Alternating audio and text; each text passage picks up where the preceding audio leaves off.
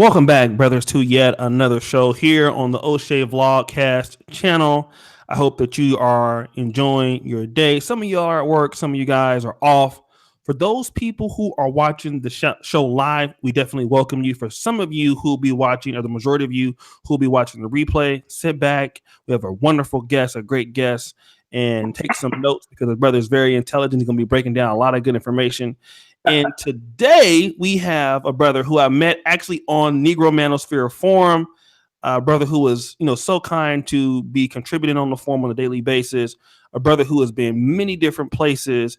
Right now, he's currently in the nation's capital of Brazil in Sao Paulo. And this is brother Yusef Wateef, who is going to be sharing some great information as a talented brother today. What's going on, brother Wateef? Good afternoon from Sao Paulo, Brazil. All right, man. We glad to have you, man. We had a great conversation last night, man. You really been, I want to thank you for just contributing your knowledge. You have a wonderful blog site. And also on the forum, you're really contributing to the travel section and many different things you can talk about. So I want to thank you for joining the forum, brother, and contributing to that as well.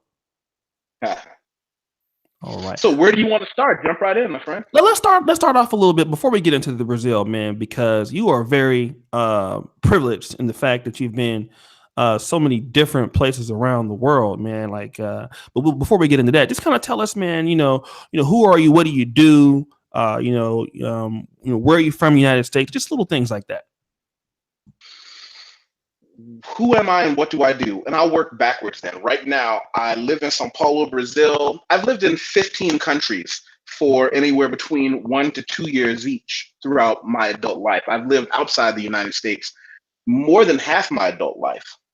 I have 2 university degrees, and what I do now, a career I've had for 6 years probably, before I left Las Vegas, where I ran a different business. I'm an editor, copy editor, ghostwriter, proofreader, anything having to do with the English language. As a matter of fact, I posted an article about it. I hope you put it in the links.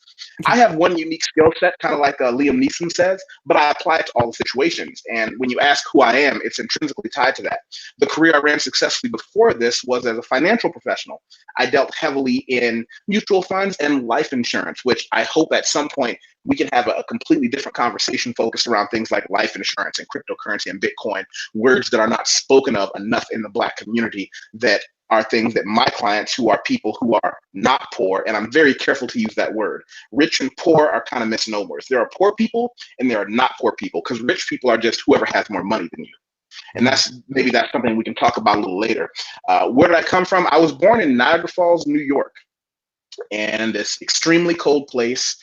By the time I became an adolescent, it had lost all of its luster. Niagara Falls, New York was part of one of the worst ecological crimes in American history. I don't know if you've heard of Love Canal. Mm-hmm. To give you a short and dirty version, the United States government and other agencies buried lots of poison under the ground, paved it over beautifully, and sold it to low-income houses. So to this day, you have cancer clusters and clusters of horrible diseases and things that are unique to Niagara Falls because so many families unknowingly lived on top of poison for years. It's not until you leave there that you find out you shouldn't know that many people with cancer, lung disease, all these things. But that's another story for another day. It started, my parents were an amazing set of parents. I call them 50-50 parents, and I'll share with you why. 50% of the time, they were alcoholics, drank too much, smoked too much.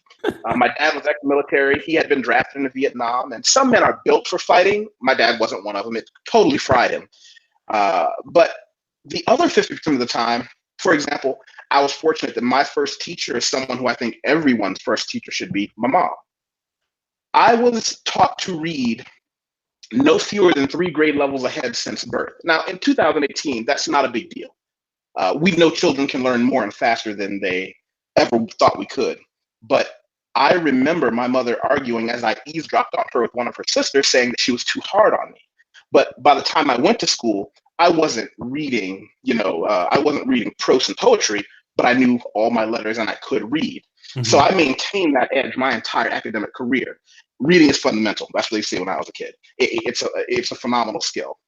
My father introduced me far too young to Homer. He introduced me to Greek literature. He introduced me to books like Soul on Ice by Eldridge Cleaver. He introduced me to things that were these concepts that were far higher than I could possibly imagine. But struggling to read those made things that were age appropriate seem like, well, child's play. Mm-hmm. My parents really pushed me for that. My grandmother, who was retired when I was born, she was much older, was one of my biggest assets. I don't know if you can hear it. I have a speech impediment. I have a lisp. Mm-hmm. But my grandmother didn't trust the school system, as no one should. My parents didn't trust the school system. My grandmother was an orator and a public speaker for many decades before I was born.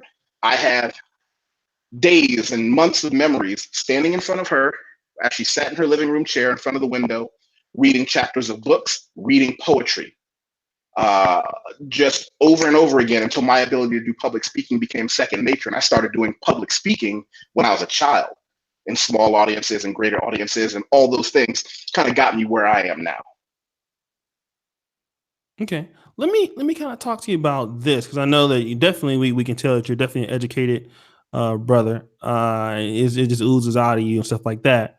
But let's kind of get to, how did you start traveling to, I mean, take me to when you started going to living in, 15 different countries. I know you're talking about Brazil now, but how did you even get to the position where you can even live overseas and stuff like that? You emulate what you see as a child. I remember my mother taking me on a short day trip every now and then to Toronto, Canada, where I had family. Toronto, Canada is not far from Niagara Falls, New York. And so the concept of traveling to another country, what a passport looked like, all those things were normal for me. As a child, my parents made sure I got into so many after school programs and summer preparatory programs for college. So Upward Bound, I did regional math and science Upward Bound program. Mm-hmm. I was constantly being bombarded by images of people who succeeded through education and travel, Black and brown people specifically who succeeded through education and travel. So by the time I was in college, I had already been primed. And I remember one of the first things I did was went to the student exchange office in my university. And I said, I want to go abroad. They said, we don't have an abroad program. We have a national student exchange in places in the United States, and you can fill out an application. And this is a story I tell often. I call it the Hawaii hustle. Mm-hmm. In the United States, they had a pin in every university. They also had a little red pin in Hawaii. And I said to the lady, I want to go to Hawaii. And she looked at me with what I understood to be the condescending look that some white Americans look at what they consider to be pretentious Black people.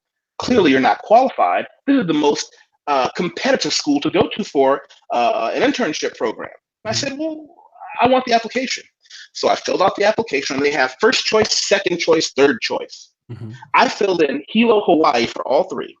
Sent it back to her, and she gave me that look, that pat on the head look. And after that, it was game over, because that's when I went to work with what my parents and my grandmother had taught me. I immediately went home, researched all the people in the program who had graduated from the program. I researched all the people in the program who were the administrators of the program. And as soon as I found out who those people were, each one of them got an individual letter from me saying, what can I do to have a better chance at being accepted? And they all gave me the same answer. I'm sorry, we don't have the ability to give you any kind of a leg up. You can't have an advantage just because you wrote to us. We can't give you any tips, any advice. You're gonna have to go through the process like anybody else. Mm-hmm. But I already won. Can you see where this is going? Can you see how I already won? Mm-hmm, mm-hmm. They had already seen my name. Mm-hmm. They already knew that I was that ambitious young man who reached out. And that was it. So of course, when I was accepted, it was considered this big deal. Big deal. How dare you? How could you? Who do you think you are? And that was my first travel. After that, I lived in London for a while after that. So my experience, that's how I began traveling. And once you begin traveling and you travel in the circle of travelers, it becomes second nature. Okay, tell me to the first By the country. way, you have to have an education for most of it. You have to have a what? I'm sorry. Are you with me? Yeah. What did you say? The last part. I didn't hear that last part. Is he still here? Hello. You there? Hold on, I lost you for a minute. Okay. Can you hear me now? Yes. You there? Yes, I'm here. Can you hear me? Okay. Yeah. So what I said is it becomes second nature to stress heavily education. Most people don't know this, but most countries won't let you in for a long-term visa, business, or any other reason if you don't have a university degree. That's true. Let me ask you this. Where did you go? The first country that you lived in, do you remember what that country was and what was your occupation there? It was probably London, England. And what did I do in London? My family has a long history in restaurants, and I believe I was on the beginning staff. I helped open a restaurant in London. Okay. And that's what I did in London. And as I traveled, this is all pre 9/11, so traveling was easier. It was a good example of how you can go someplace, and I would just get off an airplane with a book in my hand. This is before Google and all that other good stuff. I would just introduce myself to people. I would go places, meet people who's looking for work, tell them what I could do. And the easiest jobs to get were jobs helping with restaurants. And because I had a long history of restaurants in my family, Mm-hmm. as well as being a former chef, it was great. Okay. Why did you what was different about living in England than living in the United States? Cold, foreboding weather, it's generally awful. The food will kill you. The people are nice enough. Um, Very diverse. The best food from India I'd ever had came out of London. Okay. So Okay. So let that me was, yeah. so you lived in London. Okay. What made you leave London? New adventures. There's always another road to climb, another adventure to go on. Another adventure I going on. want to Okay. see the world. Let's do this. I'm gonna try to rejog your memory, right? Because we're gonna get to Brazil. Take me to number 2, because I'm like interested to hear this as we're going through the journey. What's the second country that you went to, lived in? Sydney, Australia. Sydney, Australia. I heard a lot about Australia. Tell me about Sydney. Great weather. Interesting group of people in that they are isolated, but not so isolated. I have a friend who's a politician there, and I remember going to a dinner with him, and everybody's got their little bow ties and suits on, and we're all pretending to be smarter than we really were. And out of nowhere, I hear someone saying, blah, blah, blah, black guys, blah, blah, blah, black guys. And I couldn't understand what they were saying. And I looked at my friend and I said, do they have some sort of a problem with me? Do they have some sort of an issue? And he said, no, they're not talking about you. And I said, well, how could they not be talking about me? He pulled me aside. He said, I'm going to give you the 10-minute version. And if you quote me on this anywhere, I'm going to deny it. He said, we came to their country, murdered as many of the Aboriginals as we possibly could, and immediately after began enslaving their children as house servants, like Black Americans were in the United States. Now we look at them and have made the decision that they aren't living well, so we're going to treat them differently and look down on them because they, for some weird reason, aren't as advanced as we are as colonizers. And these are the words that he used.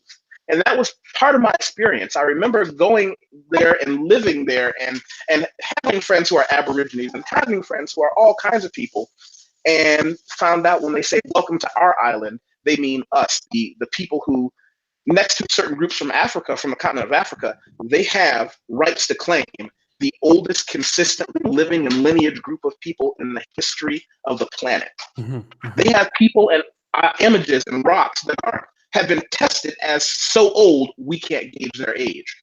And all of those things came to a crashing halt when Europeans came there and just slaughtered them off like they were American Indians. Okay. Okay. Now let me ask you this. As far as dating in these particular places. I know we're going to get to Brazil, but in London and Australia, did you find that it was easier dealing with women and maybe with women in America? No, no. I mean, I find here's the thing. I come from a unique perspective in that I was ushered into my masculinity a bit differently from some of the people that I think the Negro manosphere or the greater manosphere deals with. In that I didn't, I don't come from a place of looking at any one group of women as better or worse than anything else. I was taught, and this is an archaic yet still effective way of looking at women. I was taught my choice of beautiful young women to be with is a direct result and a consequence of right living by a man. So if I focus on the pillars of manhood that I was taught, I read at least one book a month, or sometimes I'll substitute a MOOC course like the Bitcoin course I took. I go to the gym every other day. Brazilian jiu-jitsu, weightlifting. I have hobbies that I do with my hands. So not only do I write, but I'm also a blacksmith. You know, I taught myself blacksmithing in my own backyard. You can leave a link to that. So when you become the man that you want to be, and you're constantly bettering yourself mentally, physically, and emotionally, it's just not hard to be a man that women would look at and say, you know what, you're a great man. I'm going to paraphrase something that I didn't come up with, and I don't know who did, and maybe you can help me. Okay. This is going to blow some people's heads open. As they say, I'm giving you the game. Women would much rather, you ready? Yeah. Women would much rather have part of an amazing man than all of an average man. So as long as I'm striving to be an amazing man, women are just not an issue. I don't have the same arguments other men did. I don't have the same, I hate her and she hates me. I'm proud to tell you that I've been married and divorced. My wife was a great wife, but I chose the life that I wanted. And I never had to have that as an issue. You know, there are women that I've dated all over the world that can still call me, that still do call me, that I can still consider someone that I can confide in because I didn't have all these issues of them confusing my role in their relationship. And I look at it this way. I don't know, by the way, belated happy birthday, and we're going to find out whether or not you can date yourself with this reference. Do you remember an anime called The Galaxy Express? No. The 999 Express. It was a train that went out through the galaxy. Well, I am this golden train flying out through the galaxy, right? Mm-hmm. Stopping on all the different planets and having fun through the stars. And if I see a beautiful woman that's fun to be with and smart and she's not a liability or burden, I'm going to pull over and invite her to get on.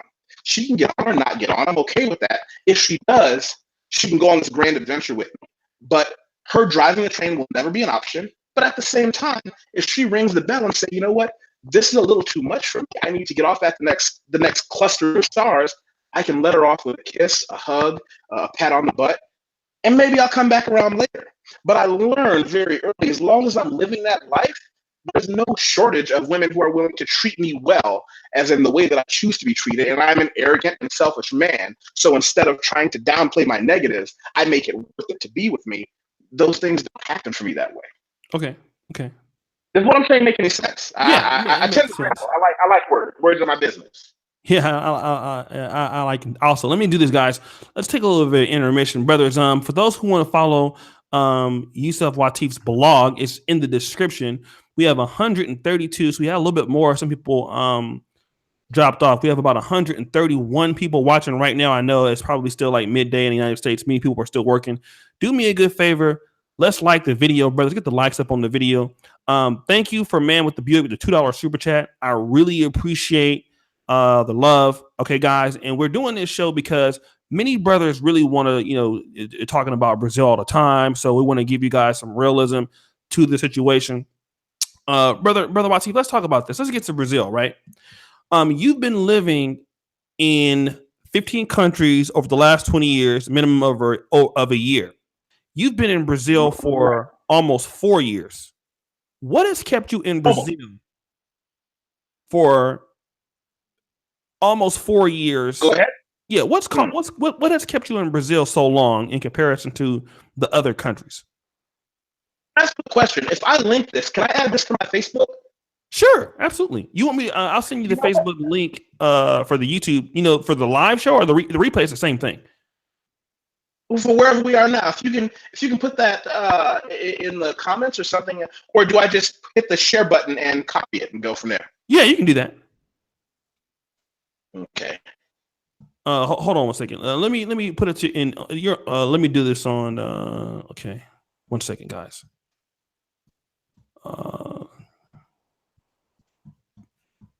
Wait a minute. Are you in the Are you in the chat right now? Yeah. Okay, so I'll post a link in the chat, and then you should be able to guys see that because we are live. Let me see here. All right, so here's that's the video right there in the chat. So if you copy that link and just share that link. While we're doing that, great stuff as usual. Thanks, bro. Love this guy. Happy belated birthday. Thank you, the Yeti 90. Appreciate you guys. So while we're doing that, because this is going to be on the replay, so we are live right now. So yeah, try to copy that, and I'll give you a few moments to do that. So.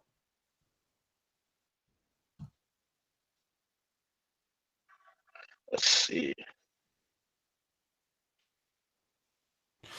And guys, and then also for those people who are in the chat and you have particular questions, guys, again, thanks to JL Edwards. Happy belated birthday, dog. God bless. Thank you so much, fam. We also are going to talk about how to get a visa to Brazil. We'll talk about those things, cost of living. The brother was nice enough to talk to me about it last night. How much it will cost you to live in certain cities. Situations like that, what you need to do. Shout out to Brian Tim for the $5 super chat. So just let me know, brother Yusef, if you Yep, I've got it. You got it. Okay. So and I'm gonna add it. Go ahead. Okay, so what has kept you in Brazil over these other dynamic countries for almost going on 4 years? What is it about Brazil that's kept you here so long? And this is not a non-English speaking country too, by the way. So it's Portuguese.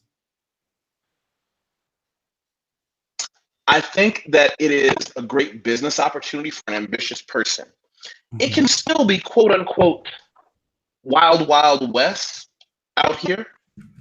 And there are a lot of opportunities. I don't know if you follow Game of Thrones. I'm sorry, when you say wild, wild west, what do you mean when you say about that? Meaning there are a lot of business opportunities out here for an ambitious person who's willing to put in the work to establish himself. Okay.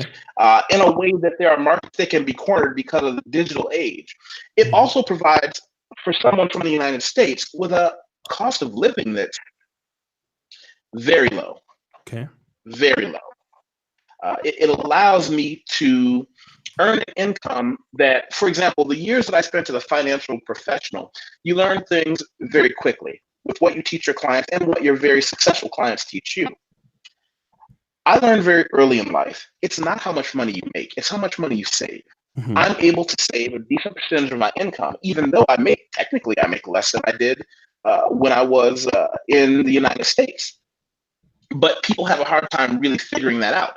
My expenses are what I would call obscenely low, not just a little low, obscenely low.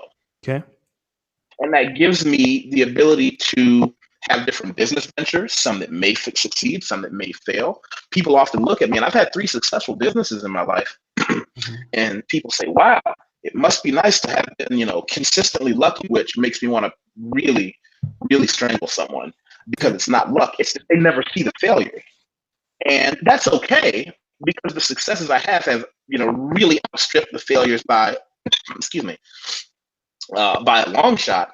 But it's one of those places where if you're frugal with your money, you can live a low cost of living with food, housing, entertainment, make money on the internet from other places often. You can do things online. Like as an editor, my clients come to me from all over the world to edit everything from books, magazines, ghostwriting. When you add in cryptocurrency like Bitcoin, which, and I think I said this to you the other day, if you aren't as a people, if we are not studying Bitcoin, because it gives us the opportunity to really, really get in on what is still considerably the ground floor of a lot of things financially. Mm-hmm. It's a lost opportunity, and that's something that I'm able to do. Okay, let me ask you this. So let me ask you this though, because out of all the places you can go, why did you choose? Because I'm pretty sure that you sound like a guy who is very well thought out before you make a decision. You do a lot of research before you make a decision, before you come to a conclusion. what made you decide, hey, let me look at Brazil, let me research Brazil, and then let me move there? I mean, and then let me also ask you that and throw this in there. Did you go there and visit there before you actually moved? I've never visited a place first because I found that the art of earning clients and making friends, it doesn't change depending on where you are. If you're one of those men who can genuinely go out, start a business and make friends, it doesn't change. It doesn't matter whether or not, I mean, where was I before here? I lived in Shanghai, China for 2 years before Brazil. It doesn't really matter where you are. And I don't test countries out. I decide to go, I'll go. My first interest in Brazil came because I train in Brazilian jiu-jitsu and grappling. And I have done so for many years. Interestingly enough, you find out very quickly that when you're a traveling man, no one promotes you. No one wants to put that next stripe on you or next belt on you. And that's okay. I still have fun. So I had a lot of friends from Brazil. What? Because you said they didn't want to give you an extra stripe.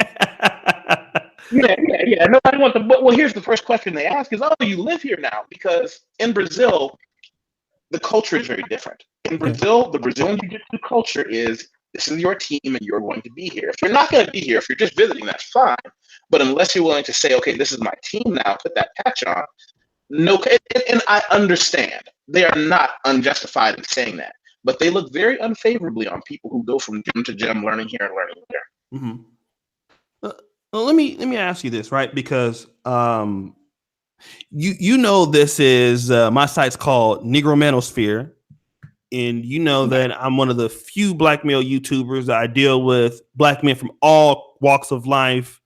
I open the platform for brothers who are like yourself, brothers who are lawyers, millionaires. I touch guys who are all from everywhere. But one thing that I think about black men, no matter what their political ideology is, what their economic situation is, every black man, it seems like since the 90s, if you ask about what country they want to go to, it's Brazil. Okay. Now, you've been living in Brazil, and shout out to my brother Aaron Ferris. He's visited. Shout out to, have you heard about a gentleman named Charles Tyler? I had a run-in with some of the people who are in his periphery. Mm-hmm. As a writer, I'm often approached by magazines, publications, asking me to correspond for them. Sometimes, most of the time, quite frankly, under a pseudonym or under a ghost name, so they can say, we have a person in Brazil. And I don't mind doing that. The pay is good, and I give good writing. When I encountered, and I've never met Charles Tyler, and quite frankly, if anyone who knows him is listening, my condolences, because I was told he died recently. Yes, he did die. However, from a social standpoint, he and the things he stood for, they were dirtbags. I genuinely have nothing but rage and contempt for them because of the commodification of Black people, particularly the commodification of Black women that they were more than happy to sell to the world. And I don't know how much experience you had with them, but they often promoted the idea that you could get off an airplane, come to Brazil, and there are going to be women waiting for you, and you can be a loser in your country and come out here. Well, that's wrong on two places. One, I am not a terribly nice man, so I don't claim this from a place of righteousness, but what I can do is tell you, getting off an airplane, coming here, and going to a party and meeting these amazing girls, lots of bad things can happen to you, because what most people don't know is that a lot of these organizations, and we're going to go to Brazil for a meetup, they're setting you up with a group of prostitutes. You just don't know it. Men get set up like that all the time here. And most of the time, it's a great business venture because they come down, they met all these girls randomly, had a good time, paid an excessive amount of money, and then went home. Great. But what about the guys who I know who come down here on those trips, met some girls, went back someplace, and woke up 2 days later with all their stuff gone? They've been robbed blind, lucky to be alive, and not just robbed blind. I know a guy that was robbed, and they put all his stuff in his suitcase when they robbed him. Again, lucky to be alive. So when I meet people like that, and again, I'm going to play the Black card here, they're selling the concept of the over-sexualization, the over-commercialization of Black women to foreigners from all over the world. Don't think they're just marketing to Black men. They have ads in every country. I know because I'm on the other end. I'm the person they come to when they say, I want to write an ad for this. Can you help me do this for this country and this market? Because because 1 month we'll have the Black American guys come down, then we'll hire a tall blonde white guy for the German contingency, and we'll tell them it's a great place for Germans, and no one knows what's really going on. Good. Let me kind of set the record straight. apologize for No. Let me kind of set the record straight. So you didn't actually know Charles Tyler. You just kind of heard about him. So let me set the record straight. Let me be clear. Let me be clear.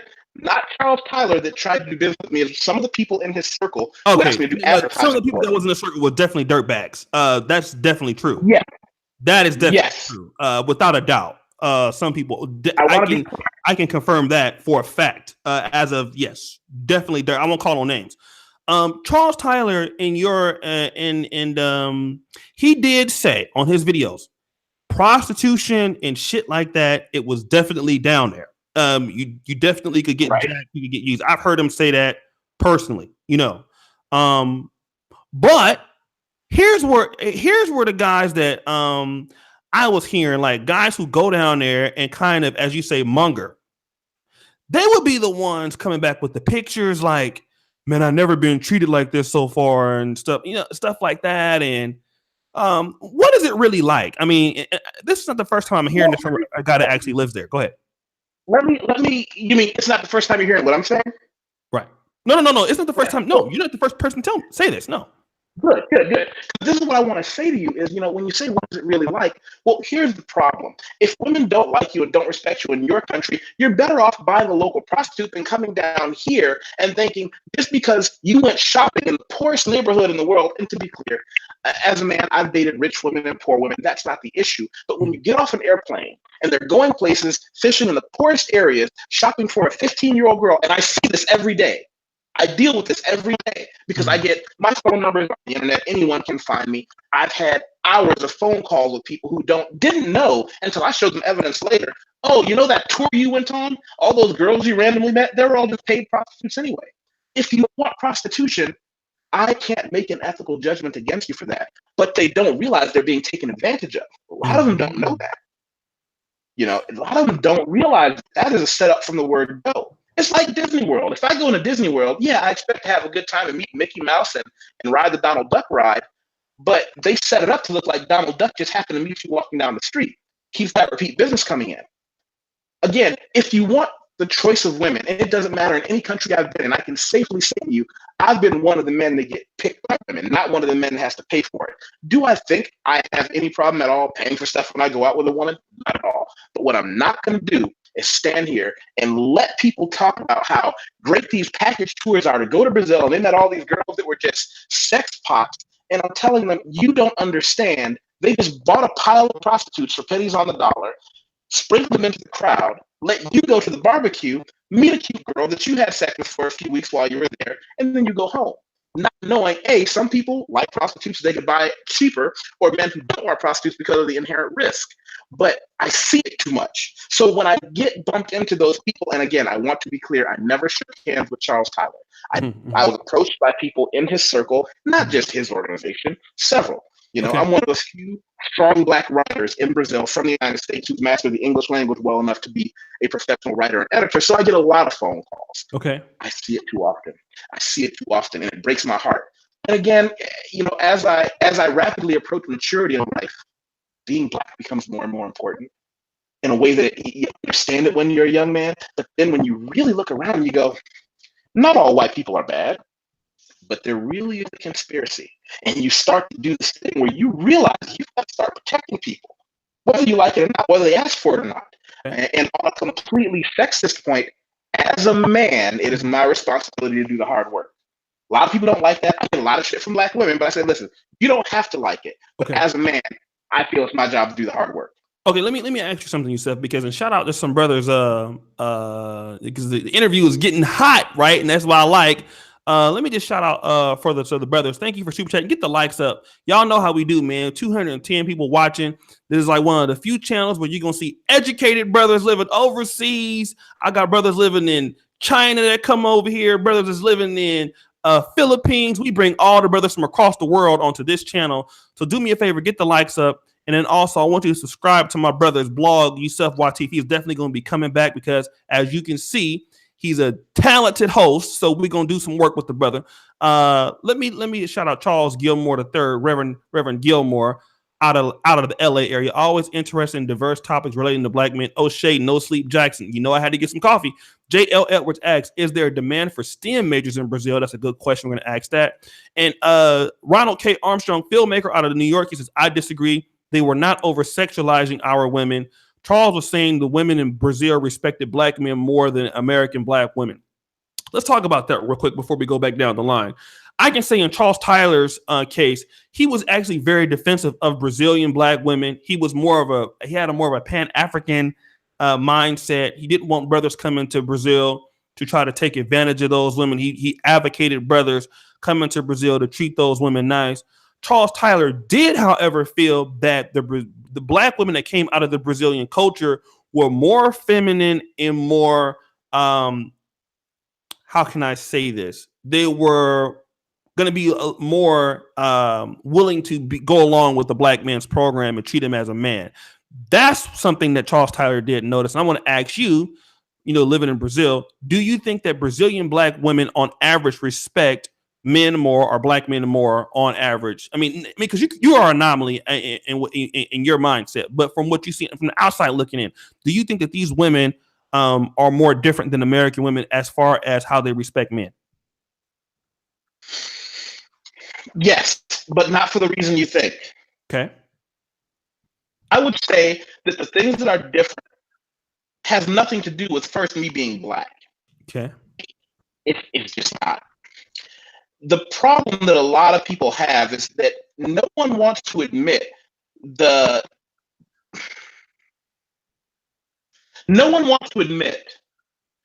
if you are first and foremost, in the most savage, arcane sense, a man first, you'll be treated well by women anywhere you go. Does that make sense first? Yeah, say that again. I didn't quite hear it, but say that again. Most people don't understand that depending on who you are, if you behave in a masculine way and are who you claim to be, you'll be treated well by women anywhere you go. Okay. So when they say, are these women down for the black man's plan? Well, here's the thing. If you can show a woman that you can protect and provide, that you are who you claim to be, right, and that everything about how you present yourself, not what you tell them, but everything you present yourself as is legitimate, you get treated well by women. If you keep yourself in good physical condition, you get treated well by women. Okay. There's no romance without finance. That doesn't mean you have to buy a woman anything. When I go out for a date with a woman of any culture class, from the richest country in Japan to the most meager outlook in Brazil, I'm going to go out for a $5 cup of coffee because I built myself as a man. She's going to have more fun sitting down for a $5 cup of coffee with me, and I mean 5 for 2, not $5 for hers. 5 for $2 cup of coffee. She's going to have more fun listening to me talk about what it's like to climb Mount Fuji in a thunderstorm or run from bulls in Spain. Okay. She'll have fun listening to me talk about what it's like living in Las Vegas as someone who doesn't drink, smoke, or gamble, taking advantage of the nightlife there. Those things are not unique to women wanting black men. Now, one thing that is different outside of the United States is that I always maintain, and I say this to young women who come to me for advice, men aren't that smart. We don't do that many things to show women we care about them. In the United States, you have, and I say this carefully, you have a hard time giving women things. Like, you have a hard time saying, can I take you out? Well, where do you want to go? What do you want to eat? Well, let's go get a cup of coffee. Well, what place were you going to take me? In other cultures, it's like, this guy's putting it out there. Even if I don't like him, I get the free coffee or the free sandwich. Well, I'll give it a try. In the United States, it's very different. I also have a lot of young men coming to me very confused because I'm fortunate. I grew up in a time where I could make all my mistakes at, teenage years. I have young men coming to me terrified to even say hello to a woman because they don't know what's creepy and what's not creepy because everything you do now is on stage. Okay. Does that make sense? That makes a lot of sense. So let me shout out to Marcus A. Brown, my brother. Yeah, we've done a lot of shows with him. He says he's $2 super chat. Just say if you gonna trick, go ahead and trick. And let me just ask this question because J.L. Edwards, a brother, he's in college. He wants to know, and we'll get back to some of the other questions. Is there a man for STEM majors in Brazil, in your opinion? In my opinion, I don't know enough about specifically STEM background in Brazil, but I can tell you this: no matter where you go in the world, and for people listening, science, technology, engineering, math. For me, my math would work in the financial district. Anywhere in the world is going to have a need for one of those majors. Even if you go someplace in the world where they don't need that major, go to that place and find an outside company who will outsource to you for half the price. Mm-hmm. Okay. Okay. Let me ask this. Okay. So again, why are so okay? Because a lot of black men, when they because I know it's different than visiting Brazil than living there. I keep hearing like, man, the Brazilian women, they're so beautiful. You know, there's a girlfriend experience. They're cooking for you, they're cleaning for you. Like, I mean, I hear what you're saying, but why are all these black men? I mean, every black man that has been to Brazil, they talk about when I get on the plane and I leave, I'm ready to cry. Like Al Grease, who did I don't know if you've heard of him. Frustrated. 1, 2, What's his 3. name? Yeah. You've heard of him before? Al Grease? Well, yeah, but here and again, I'm the kind of person, if I'm digging a hole, I'm just gonna keep digging. Here's the problem, and I'm gonna clap this out. Stop blaming women for not wanting half-ass men.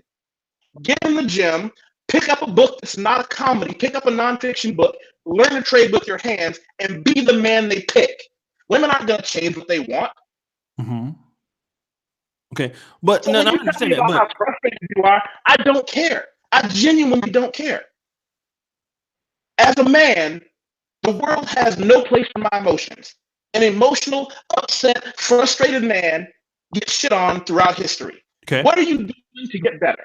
That's my question. Don't tell me what women are, because you know what? I personally, and I'll put this out there, and you can call me any name you want. I love women. I think women are amazing. I think women are wonderful just the way they are. Because I made myself, hold on, let me back up for a minute. At 5 feet 6 inches tall, right, with a gap in my teeth, I have made myself attractive to the most stunningly beautiful and successful women all over the world because I chose this life. Don't tell me that they should lower their standards for you, because personally, I hope the game gets tougher. I hope the game gets harder. I hope that the half-ass men at the bottom get squeezed out of the market, because that's more for me. so this is bro. Okay, so he says 5'6". Okay. All right. Let me ask you this though. But why are these brothers the why are they so attracted? Everybody that's been there, they keep raving about it. Everybody, and I believe you. Brazil is amazing. So is Japan. But do you know why they don't go to Japan and find the same love that I did there? To find the same women attracted them there? Because those women aren't poor. They're university educated women with careers. So they find out very quickly the fact that you can afford to buy her family lunch on Sunday doesn't mean shit. What else do you bring to the table? Hmm. So let me get this straight. You're saying that the majority of these guys who go to like Rio, stuff like that, are, let's even throw Dominican Republic, because I have a friend that comes and we talk about the DR all the time. What you're saying, I'm not saying that you, but I'm thinking like a lot of these guys, they're going to like a country, you're dealing with a good looking woman that's pretty much in poverty. So, obviously she's going to be catering to you for the fact that she's impoverished. Is that what you're saying? Yeah, and here's the trick. Okay. There's nothing wrong with a woman who doesn't have money, right? Okay. That's fine. You can call it a product of capitalism and sexism.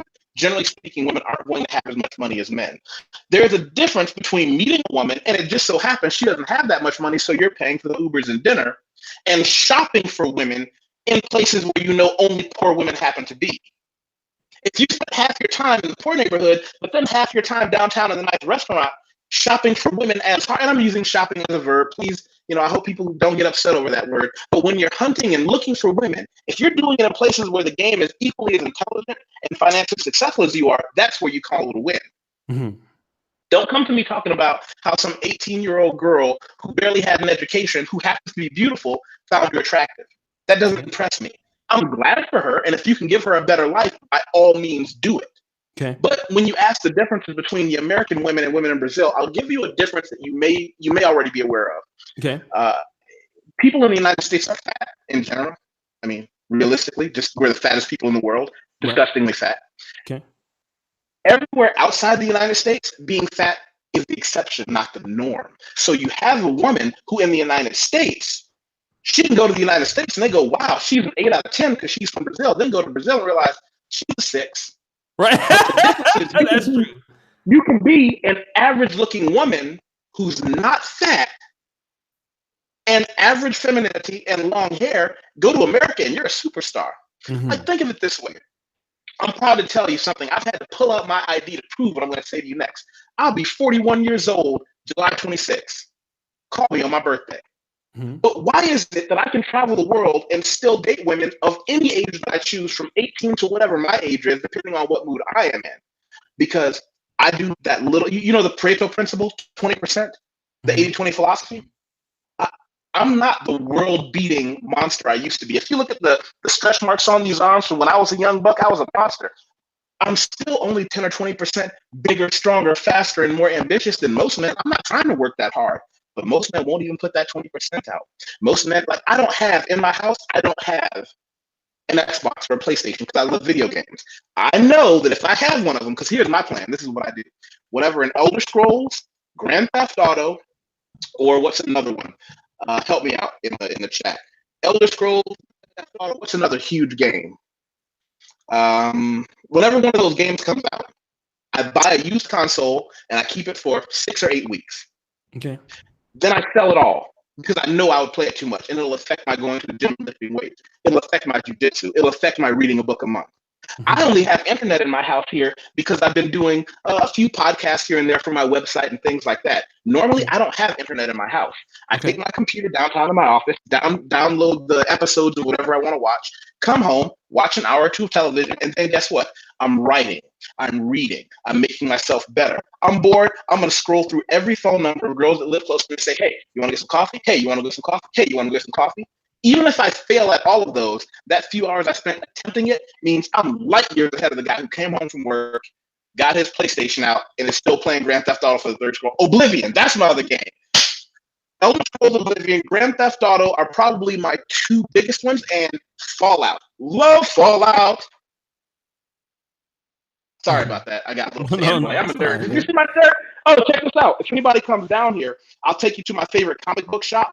They have a couple tank tops that these guys made from comic book characters. I've got one for Sagat from Street Fighter. I've got one for Super Saiyan. And I have another one from Bane, Bane's gym. Actually, on my website, I got a picture of me in the gym. Okay. All right. Let me ask you this. Like, what about, like, somebody talks about, like, you know, you're living there. 'Cause I live in Poland. Poland is, you know, very nice country. You know, I live better life than I probably would live in the United States. Definitely. That's a fact. Things are cheaper, as you said. We'll get into cost of living things too. But how is it for you? Because I've heard, you know, because at least in this part of Poland, a lot of people speak English, at least in this part for the younger generation. But I heard, like, you know, in Brazil, like, a lot of people don't really speak English that much. So it can be very difficult. They don't. Okay. So how, and then you told me, like, your Portuguese is not necessarily the best. So how do you get around and communicate for things when, you know, you're English speaker natively and your Portuguese isn't, like, really that good? It's a game of inches. I enrolled in a school where I can do reading, writing, and speaking for 4 hours a day, and I do that in probably 6-week blocks. I go out, I make sure I have friends that are more than just a bunch of English-speaking friends. Read as much as I can, and I do public speaking, and I just gave a presentation to a company here, and one of the things I told them to advance their futures as up-and-coming businessmen and women was to pick a language and download every free app you can find for it and burn through them. I don't care whether it's rated 5 stars or 1. Find every free app you can and just start going through it. Then go online, look for free. I don't know if people here are familiar with MOOC, massive open online courses. We can talk about that later, but there's so much free information out there that men in history past have had to die for certain pieces of information that we can get for free online. So I tell them, learn a second language. And I have a language strategy. I call it the big language, small language strategy. Okay. A big language could be English. It can be, what's another big language? Spanish, Mandarin Chinese. A small language, Brazilian Portuguese. If you learn a big language, you can speak to millions of people. If you learn a small language, you can cut a corner out of a business market that nobody else has seen before. Okay. Okay. Let me read this particular chat by Brian Jenkins. What's good, fam? I respect his opinion on loving women the way they are. However, some brothers in the U.S. are just sick of the attitudes that come with some American sisters. Okay, let's talk about that, because I think this is a good point that, you know, a lot of guys are kind of talking about in the manosphere in general, especially amongst Black YouTube channels and things of this nature. A lot of guys, like I even have, you know, brothers who not necessarily complain about Black women at all, but they get up and move to different places or into different communities and stuff like that. Like, you are, you know, an intelligent guy. Did you have problems, like, let's say, first off, being accepted by other Blacks? Was that an issue for you? Was that an issue because, you know, you are short, as you said? Was that an issue for you, being accepted by Black American people, or because of your intellect and things like that? Did you have any issues with that? Oh, let me tell you a secret. Okay. I don't know if you've picked this up yet. I'm a square, right? And that's not an accident. Something I had a conversation with my parents about later in life when I was in my early 20s, home from university. And by that time, my parents had divorced. My dad moved around the corner. Yeah. Yeah, whatever that means. And here's the interesting part. They confessed to me that when I was younger, and this wasn't a confession, it was more a now you are old enough to understand the wisdom in my decision. Okay. We made sure you never had a single item of clothing that was cool. We made sure you never had any cool sneakers. We made sure you never had any cool coats. We made sure we dressed you like the squarest of squares in the world. My dad and his brothers were cool dudes, and they knew the limitations of being cool. They told me there were two reasons. One, they never wanted me to be accepted by the cool kids growing up, because those are the kids most likely to get in trouble. Lo and behold, from people I went to school with, the people I'm related to, all the cool people I know, caught felonies, had babies before they planned on, unemployed, no college. But the other side is they wanted me to have no attachments when it was time for me to leave. I left home 2 weeks after my 18th birthday. Okay. Okay. So now, with that being said, obviously, did you get called names by, let's say, some people in the Black community, like, oh man, you're a coon, you sound like a white guy? I mean, were those things terms that you heard? Oh, absolutely. Okay. Absolutely. You have to remember, you know, there are bad words that kids are not allowed to say, right? You're not allowed to swear. You're not allowed to do this. Let me give you an example of some of the things that would get me a beating. Ready? If I ever use the word nigger under any circumstance. My grandmother grew up in Georgia. She saw people hung from trees. She told me stories about my uncle, her older brother, who was shot to death because he wouldn't tap dance on command. There is no right way to do a wrong thing. So for me, that was never an option. Whether it's in music or video, it's just never okay. Okay. Okay. That's one. Two, if I ever, under any circumstance, wasn't speaking correct English, I had it coming. Okay. Period. That was just it. No, you can't use slang. No, you can't talk the way the cool kids talk. You're going to speak correct English consistently. Lo and behold, when I graduated and went to college, I'm terrifying professors handing in papers that are twice as long as necessary, edited for grammar. People got mad at me. I was that kid in class that they got mad at and threatened to beat up a lot. I got beat up a lot as I was a kid. I was a nerd. Remember that, right? Okay. Actually, let me go deeper. Let me go deeper for Go you. deeper. I was that kid who wet the bed, who had nothing cool in his life. Everything I am today, I chose to be.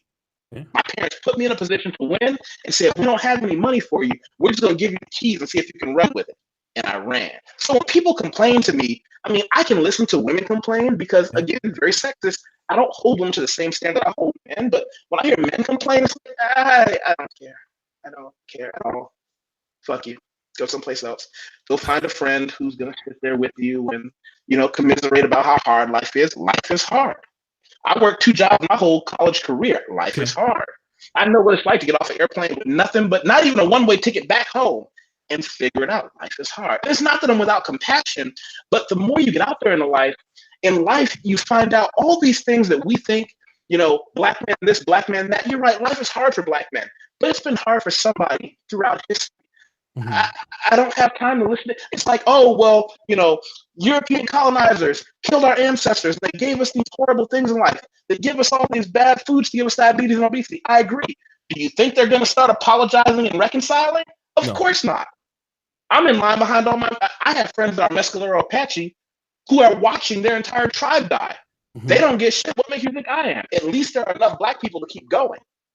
I only love black people. I've had friends and women of all races and colors, but I don't have that. I don't have that anymore. I don't care. Don't come to me with that nonsense. Come to me and say, hey, wow, here's some of the things I'm doing to try to win. Can you help me? Okay. Yeah. I had the benefit of good mentorship when I was a very young man, and now I can mentor other young men, which I do. Now it's a win. When young men come to me and say, I want to work with you for a while to kind of get my things together, well, the first question I ask them is, what have you been doing so far? If the answer is nothing, I don't know, I don't want your money, and I can't help you. When I started learning blacksmithing, I built a forge, and I built an anvil, and I figured out how to blacksmith. And then I decided to go ask for help, and I showed them these ugly knives that I had been blacksmithing, really bad, real ugly. But you know what they said? Well, hey, I'm glad you tried. Let me show you what you're doing wrong. Mm-hmm, That's the approach I took to it, Okay, let me ask you. So basically, I just want to reiterate and shout out to Mo Salmon. We have 262 people watching right now, guys. I appreciate you, and that means we're going to get a lot of replays on the once it's over. Do me a favor, brothers. I appreciate the love and the super chats, but I love those likes, right? And the thing is this, we work very hard. We're two black men that are outside of the country. We're both African Americans, and we're doing a podcast for you, brothers, inside of the United States, and we're kind of working on your time zone. The least that you can do is like the video, right? So we're bringing you some exclusive content that is going to be very, very hard to see on YouTube with a brother that's actually living in Brazil. All that I ask is for you to like the video and visit Yusef Wateef's blog. It's in the description. Okay, so guys, at least do that for us. Okay. Shout out to Mo Salmon again. Oshay, get you a 420 spliff and a red stripe beer. All right, let's do this. Again, I want to just reiterate something. You're saying, hey, I'm a guy that was a nerd, relatively short, has a gap, and I've been over 15 countries in the world. If I can do it, you can do it. There's no need for you to. No, that's not what I said. Okay, are you kind of getting there a little bit? I didn't say if I can do it, you can do it. Some people are going to fail. Okay. What I'm saying is that I have nothing for anyone who under any circumstance hasn't tried to try. You might not make it the first time. I screw up a lot. But if you can't come to me with a list of failures, it's bad. Okay, let me just do this. I have to just keep talking. Let's talk about some of the cost of living and kind of go on that for about a few minutes because I actually have to get the food here. They come a little bit late for the delivery. So just go ahead and continue to talk about that, and I'll be right back. Talk about the cost of living. Wait. Is there anybody in the chat that has anything specific they want to ask or tell me that you've seen that you want me to jump on? Yeah, but right now, yeah, but no, not yet. But if you could just talk about the cost of living, then I'll do that because I have to get this food from the guys downstairs. So just continue to talk. Okay. All right, team. Cost of living. I live in a place called Bexiga in Sao Paulo, Brazil. Bixiga. Let me type that in here.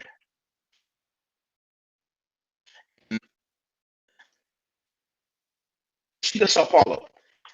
The cost of living, I have a 40 to 50 square meter apartment, one-man apartment. It's got a little couch, a bed, queen-size bed, a little kitchen. It's great for one man. I pay approximately $400 US a month.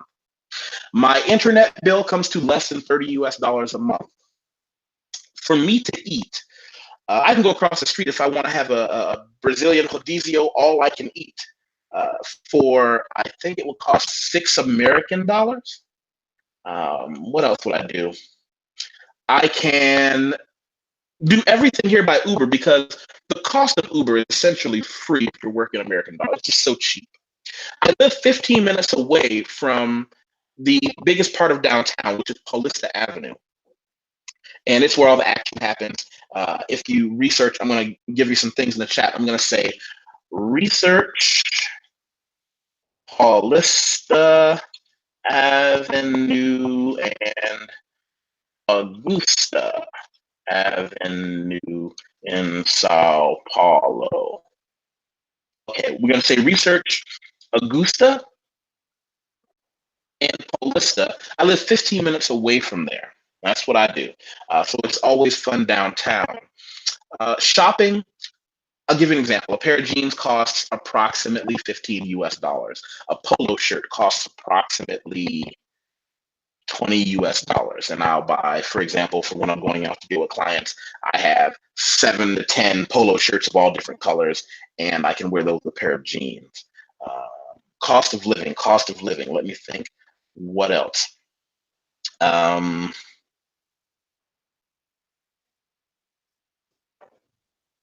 Health issues, if they arise in Brazil, cost almost nothing, because one of the things you find out very quickly living outside the United States, this is not unique to Brazil, but I'm using Brazil as the example.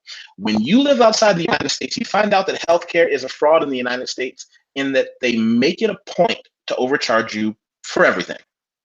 Everything. It is a situation where I can go for $100 US every 6 months, I can get a full checkup. For 150, I can get a full checkup that includes every single diagnostic you can think of. Healthcare is simply affordable for a person who comes from a position of, they don't have a middle class here, but I always tell people my trick is I work very few hours a day, but I have an upper middle class income. I just have lower middle class expenses, which allows me to put money away in things like Bitcoin, which allows me to do all those extra things with my money. I'll say over and over again, you need to consistently save. If I can give you any information from my past career as a financial professional to what I've learned as a businessman through any of the 3 businesses that I've managed to run successfully and profitably, it doesn't matter where you are, cut your expenses. Make the things that are the most expensive. I'll give you an example. Brazilian Jiu-Jitsu here costs, from my gym, approximately $70 per month. My weightlifting gym is $30 a month, 24-hour access to weightlifting. Let's see. I think there's someone that may need to be investigated. Let's see. Hold on a second. And Oshay is not here right now, Marcus, so I'll say thank you on behalf of OJ. Marcus. I don't know how this works, by the way. This is all new for me. On behalf of Oshay. Yeah. So what else as far as cost of living?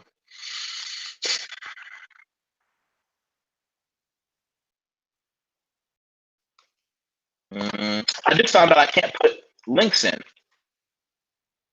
Links into the. Yeah. So what happened? I have somebody here, my girlfriend here from UK, and so the people didn't come up to the guy can't speak any English, so I had to go out and bring this shit in here. Okay, so we're back here. All right, guys, thank you. So $20 for super chat. Thank you again, Harry M. I guess did you go over the cost of living already? Yeah, we did. The overall cost of living. Okay. Let me ask you this. Let's talk about the cities, right? Because what drove you to? I mean, because there's Fortaleza, there's Rio, there's Sao Paulo. What drove you to this city in particular? I'll give you the lowdown on the biggest and most glaring thing that I'm often asked about. It's Rio de Janeiro, Brazil. See it in all the movies, surfers, women, bikinis, it's fun. When you read the statistics about how dangerous the country of Brazil is, most people don't know the city of Rio de Janeiro throws all the statistics right off a cliff. Rio de Janeiro is managed in a way that no other city is, and it has become a hub for, I will say, every city I've ever lived in, including in the United States, has corruption. There, it's very different. The corruption in the face of the organized gang warfare, it's not a place I'm going to live. Whereas in Sao Paulo, it's the jewel of the country. You have all the best colleges here, all the biggest businesses here. For what I do, I don't do it every day, but for what I do work, I charge top of the pay scale. This is one of the only cities where people are going to be able to afford to pay for it. It has a deep, rich cultural area here. Sao Paulo is like living in New York City, Los Angeles, Tokyo. 24 hours a day, I can get anything I want. Okay. Anything I want. Okay. Well, let me ask you this, because Brazil is a country that is known for its racism against the African Brazilian population. As an African American, Right. I believe you're African American, right? You're African American. Black American. Thanks Black for American. asking. Okay. So, do you or have you faced some sort of racial discrimination for being Black in Brazil? Here's what's interesting. People get very nervous around me until they realize I'm from the United States. Uh-oh. Because of the professional circles and personal circles I run in, I'm, and by the way, I'm going to go classist on you people.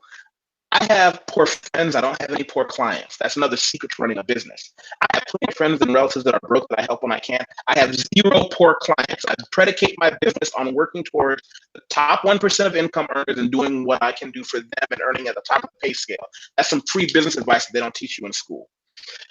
But when I'm out with my friends, they're very nervous because they realize immediately by my demeanor, what I'm wearing, and where I am, where I'm choosing to eat or watch a movie, it makes them nervous because they think I'm an educated local. That's something that's going to upset the apple cart, and it's one of those things that I have to be weary of. Do I get off a lot of ways for free? Yes, because I am a native English-speaking person from America. A lot of my clients talk to me and say, hey, will you be in a picture? Will you be in this magazine? It's I have friends who have given me clear examples and shown me that when they're not with me or before I get there, if I watch how they're treated and I come in speaking English, suddenly it's okay. Racism is a huge deal here. The trick question people ask is, where is racism worse? United States or Brazil? It's a bullshit question. You're having an ugly dog contest. Racism is racism everywhere. It's horrible in both countries. Okay. Let me ask you this real quick, because you make a good point. Like, what are some of the because sometimes racism can be in different forms. Do you, cause live in the United States for all your life, you've seen racism? I know I have. But is it different in Brazil as it is in America? I'll give you an example of something that happened to me here that I've never had happen before. Okay. Friend says, hey, come on down to the barbecue. I'm there. I will practice asking, can you hand me some more chicken and steak all day? I get there and it's a Black family. One cousin has a wife, blonde hair and blue eyes. No big deal. Okay. I said hi to her just like everybody else. The next day, one person in the family tells another person in the family tells another person, and finally I get the phone call. Hey, how you doing? I'm doing good. Do you remember so-and-so? So-and-so? Yeah, blonde hair, blue eyes, so-and-so. Oh, yeah. And immediately my mind went to, okay, Emmett Till wasn't that long ago. Is she setting me up for some nonsense? Because I barely spoke to her. I was asked if I had a problem with her. No. What are you talking about? Well, apparently she felt as if you didn't like her, as if you had something against her. I barely said any 2 words to her. Mm-hmm. And we realized that was the issue. She had never been in a situation where men weren't tripping over her because she was blonde with blue eyes, asking, what's your name and can I talk to you? She found it offensive that I wasn't impressed. I've dated Mm. white women before. I've dated white women all over the place. I've dated Japanese women. I've dated Chinese women. I've dated black women. But it's interesting that in her world in Brazil, particularly that she was the only white woman there at the barbecue. And to be clear, nobody was liking her or not liking her. We were there for the party. But as the new black guy, apparently I was supposed to be smitten by her. And that caused several days worth of conversation, quite frankly. And that's a story that sticks out in my head. Hmm. Let me ask you this, and shout out to Eric P because he sent this question. I apologize, brother. But he says, how is the political climate in Brazil? I know one of the ex-presidents have just been put to jail for something like that, but Brazil has spent a lot of money hosting the World Cup in 2014 and the Olympics in 2016. Would you say the Right. majority of Brazilians, I mean, that you come across, are they happy with the country? Here's the problem. It's the same thing you have in the United States, right? All politicians in my country and in Brazil are corrupt. But now that they're cleaning up the politics here, as well they should, as they're cleaning it up, they're pointing it at the people who they don't like politically. Mm-hmm. Lula is unpopular because he did something none of the other dirty politicians, just like him and just like our presidents, did. You see, he was born dirt poor. As a matter of fact, when he does speaking engagements, he refused to wear a suit. He'll wear a garbage man's uniform to a speaking press conference, right? Because he was literally born in the middle of nowhere poor.